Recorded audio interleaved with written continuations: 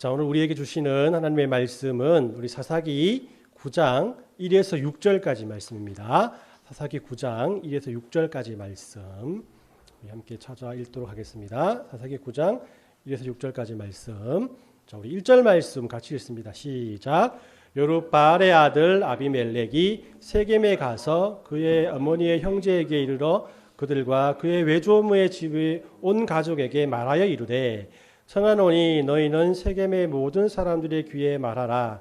여룻바알의 아들 70명이 다 너희를 다스림과 한 사람이 너희를 다스림이 어느 것이 너희에게 나으냐.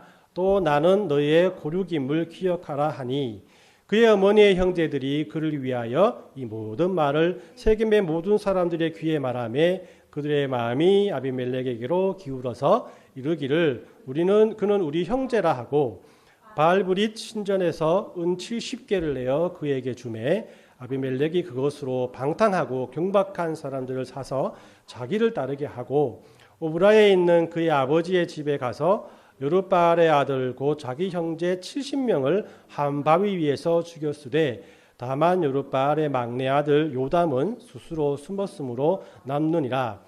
세겜의 모든 사람과 밀로 모든 족속이 모여 세겜에 있는 상수리 나무 기둥 곁에서 아비멜렉을 왕으로 삼으니라. 아멘. 예, 우리 어느 나라에도 그렇겠지만 한국에서는 이 왕자의 난이라는 말이 있기 낯설지 않습니다. 우리 사극에도 말이 나오지만 조선시대에도 왕의 자리를 차지하기 위해서 서로가 죽고 죽이는 사건들이 많이 나오잖아요. 그죠? 그리고 심지어 요즘 뭐 대기업의 경영권을 차지하기 위해서 자녀들이 서로 싸우는 모습들을 많이 보게 되고요. 또 뭐 대기업뿐만 아니라 어느 정도 재력이 있는 가정에서도 이 자녀들이 재산 분할을 위해서 많이 다투지 않습니까? 이런 것들을 우리는 이렇게 왕자의 난이라고 이렇게 칭합니다. 이렇게 말하면 뭐 자세히 말하지 않아도 대충 이해가 가죠, 분위기가. 그죠? 이 사사기 9장 전체는요, 이 기드온의 자녀들이 이 권력을 차지하기 위해 싸웠던 이 왕자의 난, 제가 이제 부제로 처절한 싸움의 시작이라고 이렇게 부제를 붙였었는데, 그 왕자의 난에 대한 이야기라고 할 수 있어요. 이 권력을 위해서 서로 죽이고 죽이는 이야기는 성경에 많이 나옵니다. 그래서 여러분들도 잘 아시겠지만 이제 열왕기 상하, 역대 상하 가면 실제적으로 왕이 하루아침에 죽어나가고 또 형제들이 물론이고 또 부모도 죽이려고 하는 많은 이야기들이 있잖아요. 그죠? 그런데 이 사사기 9장이 좀 특이한 것은 아직까지는 이스라엘 백성들에게 왕이라는 제도가 성립되지 않았던 시기에 왕이 되기 위해서 형제들을 죽이고 백성들을 죽이는 이런 모습이 아마 처음으로 기록되어 있기 때문이 아닌가라는 생각을 해봅니다. 그리고 다른 의미로서는 이 왕이란 제도가 이러한 것이다. 보기는 좋아 보이고 또 완전한 시스템 같으나 이러이러한 단점들이 있다라는 것, 이것들을 샘플로 보여주기 위한 사건이 아닌가, 이런 의도도 생각해 볼 수가 있습니다. 그 중에서 오늘 읽은 본문의 내용을 이렇게 요약해 보면 바로 이렇습니다. 이 기드온이 죽자 그의 아들 중에 아비멜렉이라는 사람이 있었어요. 그 사람이 자기의 외갓집인 세겜 사람들을 선동하여서 왕이 되기를 이렇게 모의하게 됩니다. 그런 세겜 사람들에게 70명의 아들이 서로 왕이 되려고 싸운다면은 혼돈의 세상이 되니까 자신이 왕이 되게 해달라고 그들에게 요청을 하죠. 그랬더니 이 말이 먹혔는지 아비멜렉은 세겜 사람들의 절대적인 지지를 받게 되고 그 지지를 등입어서 그런 자신의 의붓 형제인 70명의 그런 왕자들을 또 왕자라고 할 수 있죠. 70명의 기드온의 자녀들을 한 곳에 모아놓고 모두 다 죽여버리는 그런 일들을 저지르게 됩니다. 그래서 이 아비멜렉은 자칭 이스라엘 왕이 되었다라고 그들 위에 군림하면서 오늘 본문 말씀이 끝나게 되죠. 저는 이 이야기를 한 주간 묵상하면서 이렇게 많은 생각을 했습니다. 이야기가 단순히 아비멜렉이라는 개인의 권력욕이 만든 이스라엘의 비극적인 이야기인가, 아니면 앞에서 언급했듯이 왕이라는 사회적 시스템이 가진 폐해를 보여주기 위해서 의도적으로 써놓은 것인가.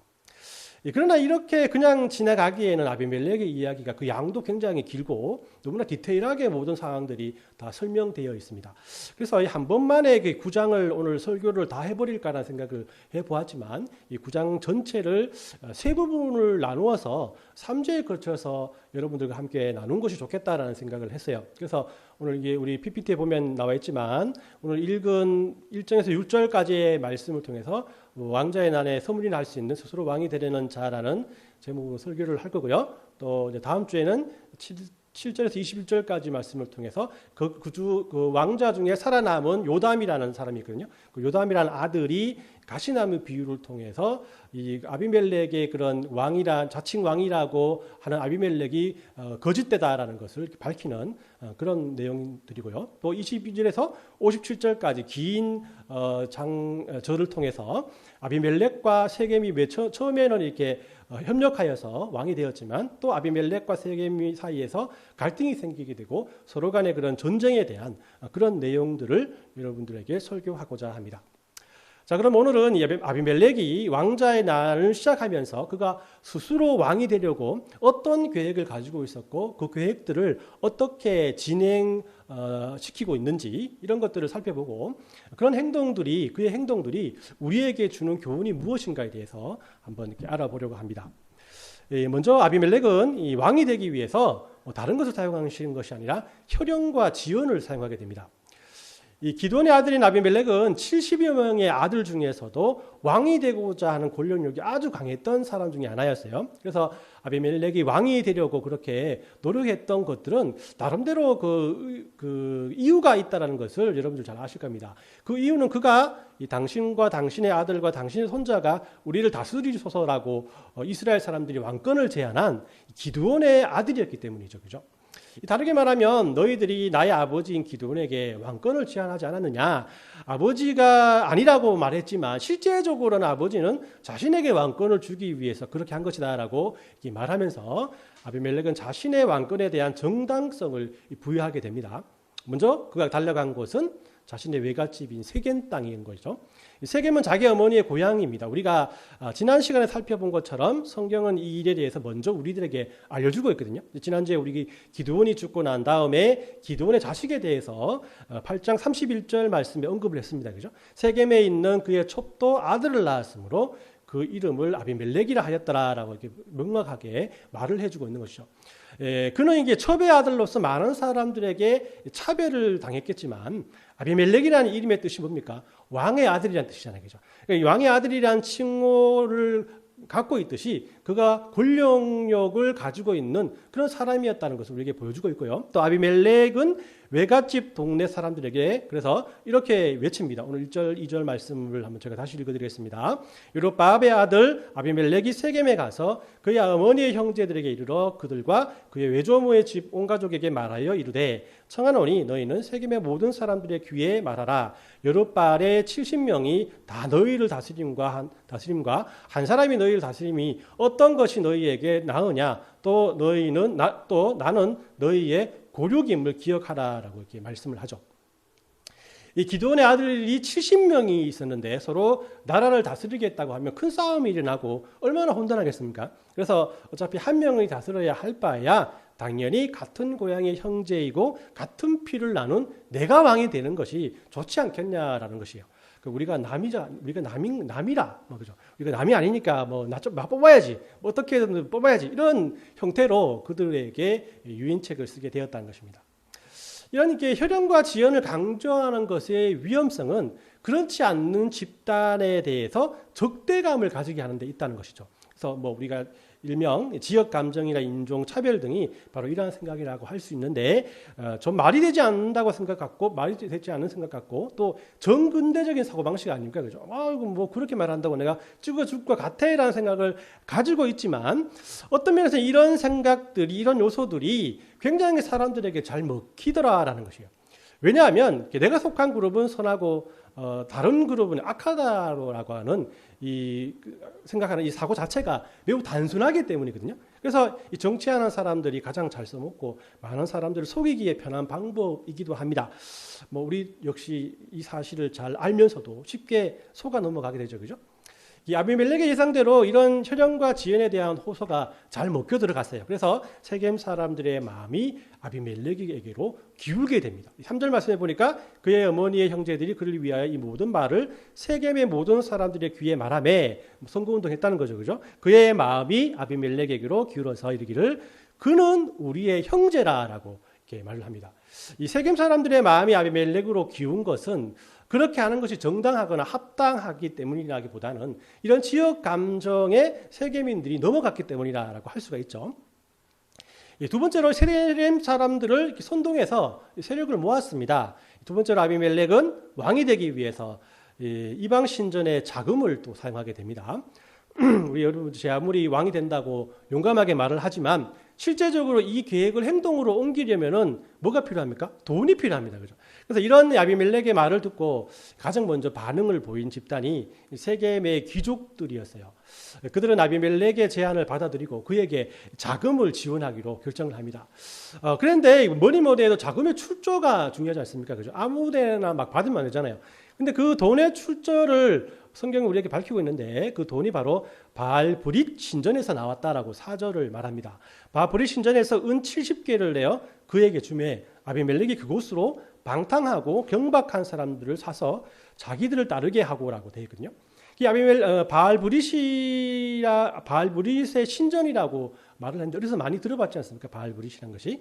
우리 지난주에 8장 33절에 보면 기드온이 이미 죽음에 이스라엘 자손이 돌아서서 바알을 따라 음행하였으며 또 바알브릿을 자기들의 신으로 삼보라고 이렇게 말하고 있거든요. 이 기드온이 죽고 난 다음에 이스라엘 사람들이 이방 신들을 다시 섬기게 되는데 그 중에 가장 많이 섬기고 그들에게 인기가 있었던 신들이 바알과 바알브릿이라고 했어요. 이 바알브릿이란 것은 바알 신과 또 가나안 토착 신들을 섞어서 만든 토속신이라고 했잖아요, 그죠? 그러니까 그때 나온 바알브릿의 신전에서 아비멜렉을 후원하겠다 했고 그 돈을 제공하겠다라고 했다라는 것이에요. 그 액수가 보니까 여기 봅니까? 은 70개를 줬다라고 하거든요. 또 우리가 또 이런 말 나오면 지금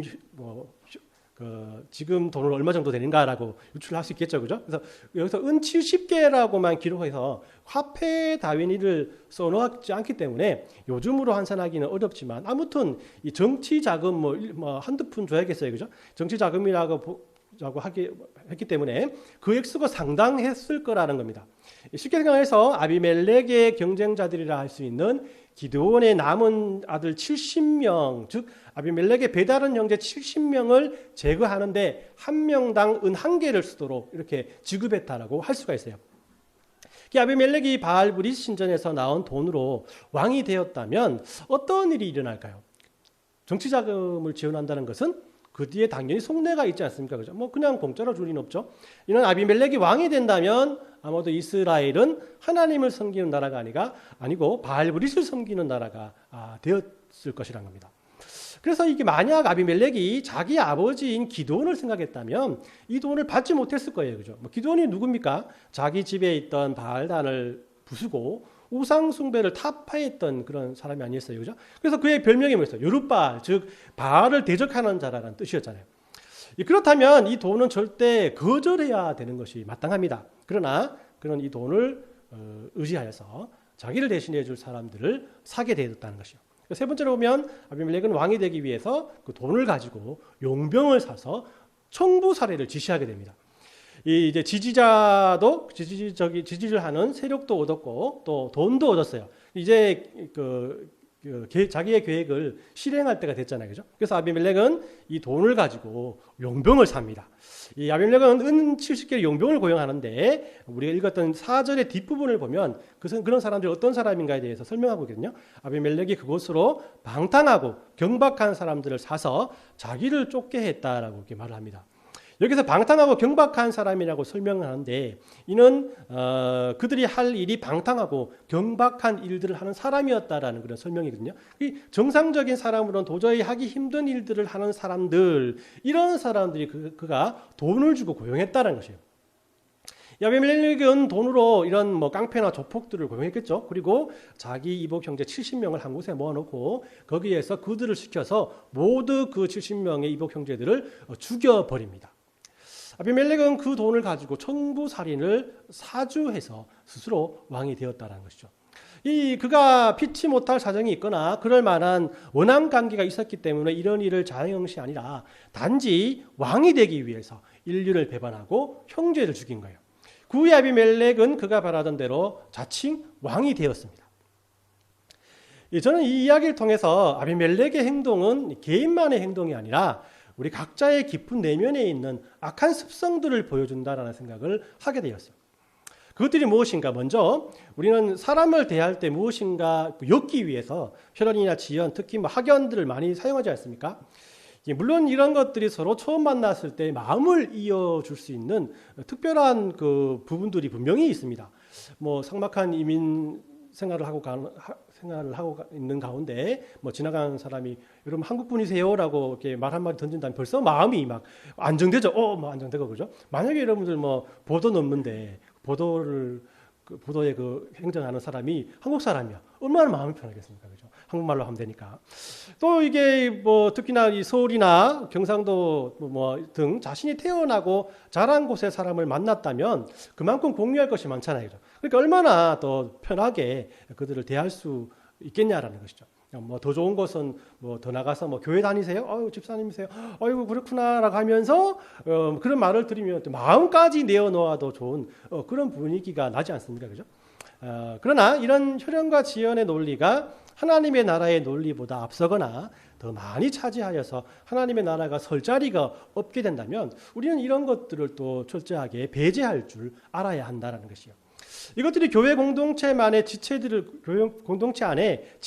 분리시키고 이간질시키고 하는 그런 하나님의 사역들을 혼동케 한다면 우리는 이것들을 어떤 면에서는 더욱더 대적해야 된다라는 것이요. 두 번째로 아비멜렉이 왕이 되기 위해서 세상의 방법을 사용했다라는 겁니다. 이 아비멜렉이 자금을 얻어내기 위해서 로비한 것도 그 돈으로 청부업자를 산 것도 그의 청부업자를 통해서 정적을 죽이는 이 모든 것들이 어떤 면에서는 세상 사람들이 하는 것을 그대로 답습했다라고 할 수 있지 않습니까? 이런 모습을 보면서 이런 생각이 들지 않아요? 왕이 뭐길래 저렇게까지 하나? 자금을 모으기 위해서 하나님을 버리고 또 포커페이스를 하면서 형제들을 죽이고 더 나가서는 자기 민족들까지 몰살하는 이런 일들을 왜 하나라는 생각이 들지 않습니까? 그러나 사사기 당시에 사사는 결코 왕이 아니었습니다. 사사는 하나님이 필요에 따라서 세우시는 임시직이었어요. 그 역할도 또 제한적이었습니다. 왕이 아니었기 때문에 어느 한 가문이나 가족이 계속해서 세속할 수 있는 것도 아니었습니다. 결국 하나님께서 왕을 허락하셔서 열왕기상에서 첫 왕이 탄생하지만 그 왕 역시 사람의 인기나 힘이나 지혜를 통해서 선출된 것이 아니라 하나님께서 친히 그를 뽑으시고 임명했다라는 것이요. 그래서 사사 시대에는 왕과 왕이 이끄는 사회적 시스템 자체가 없었다는 것이죠. 그럼에도 불구하고 아비멜렉은 세상 왕의 모습을 그의 비전으로 품고 그것을 이루기 위해서 또한 세상의 방법을 사용하고 있다는 것이에요. 이 교회는 언제부턴가 이 세상의 기업들이 요구하는 경영 방식들을 가지고 세상이 요구하는 효율성을 강조하기 시작했습니다. 그래서 투자한 만큼 결과가 좋아야 하고 또 교회가 가지고 있는 비전을 이루기 위해서는 세상의 방법을 동원하는 것이 이 복음이 우리에게 요구하고 계시는 나누고 섬김의 목적을 가림에도 불구하고 그것들을 계속해서 사용하고 있다는 것이죠. 이런 생각들은 아비멜렉이 가졌던 허황된 꿈과 그것을 이루기 위해서 물불을 가리지 않는 어리석은 모습과 굉장히 비슷한 모습을 우리에게 보여주고 있다는 것이에요. 교회가 그렇다면 우리 각자의 마음도 똑같다는 것이죠. 오늘 말씀을 우리 정리해 보면 이렇습니다. 아비멜렉은 하나님께서 시키지도 않았고 또 당시 이스라엘 백성들에게는 개념도 없었던 왕이 되기 위해서 수단과 방법을 가리지 않는 모습을 우리에게 보여줍니다. 혈연을 이용해서 지지자들을 모으고 이방 신전에서 돈을 받아서 그 돈으로 자신의 이복 형제들을 모조리 죽여버리죠. 결국 그는 자칭 왕이 되었지만 뒤에서도 살펴보겠지만 그 결과는 그리 좋지 않게 됩니다. 우리들은 아비멜렉이 스스로 왕이 되려고 하는 허황된 꿈과 같이 우리의 개인적인 비전에 하나님의 이름을 붙여서 사용하고 있지는 않는가 곰곰이 생각해 보아야 합니다. 내가 왕이 되는 것이 하나님의 뜻이야. 내가 회장이 되고 내가 장로나 권사가 되는 것이 하나님의 뜻이야. 이렇게 이런 자신의 생각을 스스로 하나님에 대한 비전으로 사용하고 있지는 않습니까? 그리고 그 꿈과 비전을 위해서 수단과 방법을 합리화하여서 살아가고 있지 않습니까? 저는 어떤 경우에 이 부목사 생활을 많이 하면서 교회의 장로나 권사 투표가 있을 때면 이가 똑같은 짓을 하는 멀쩡했던 집사님들을 발견하게 됩니다. 뭐 전화를 돌리면서 누구는 되고 안 되고, 뭐 자기 고향 선배라서 후배라서 저 사람은 다른 라인이야, 그거 잘못하면 안 돼, 막 이렇게 세상 사람들의 선거판에서나 나올 수 있는 그런 일들을 그대로 교회에서 하고 있다라는 것이에요. 그러나 이 복음은 우리에게 무엇이라고 말합니까? 돈을 좀 덜 벌더라도 수고하더라도 또 좀 손해를 더 보더라도 시간이 좀 더 빼앗길지라도 이 일과 비전과 꿈이 하나님에게로부터 왔는지 나의 욕심과 세상에서 요구에서부터 왔는지를 점검하는 기도의 시간을 가져야 한다고 말하지 않습니까? 그럼에도 잘 모르겠다면 그것은 하나님의 뜻이 아니라 나의 뜻이다라는 생각을 가지고 마음을 내려놓아야 되지 않겠습니까? 하나님을 이런 나의 생각에 제한하지 말고 또 다른 것을 통해서 자신을 사용하실 하나님께 감사하면서 그 시와 때를 기다리는 것이 어떤 면에서는 복음적인 그리스도인의 생각이라고 할 수 있을 것입니다. 그러기에 우리는 스스로 무엇인가 되기 위해서 노력해서는 안 됩니다. 아니, 우리 신앙생활 속에서 스스로 할 수 있는 것은 아무것도 없습니다. 하나님께서 아무것도 할 수 없는 나를 사용하시겠다고 나를 택하셨으니까 하나님이 이끌어 주심에 감사하면서 내 삶 속에서는 나에게 맡겨진 일에 최선을 다하고 항상 사랑에 빚진 마음으로 하나님의 은혜에 감격하며 하나님, 예수님의 마음을 내게 주시옵소서, 예수님의 마음으로 살아가게 해 주시옵소서라고 기도하는 것이 우리들이 하나님께 가질 수 있는 유일한 대답이라는 것입니다. 그래서 이번 한 주간은 이렇게 하나님을 의지하기보다는, 물질을 의지하기보다는, 수단과 방법을 의지하기보다는 이 모든 것들을 주관하시는 하나님을 의지하는 마음으로 기도하고 예배하고 찬양하는 한 주간이 되게 해달라고 하나님께 간구하는 저와 여러분들 되시길 예수님의 이름으로 축원합니다. 아멘.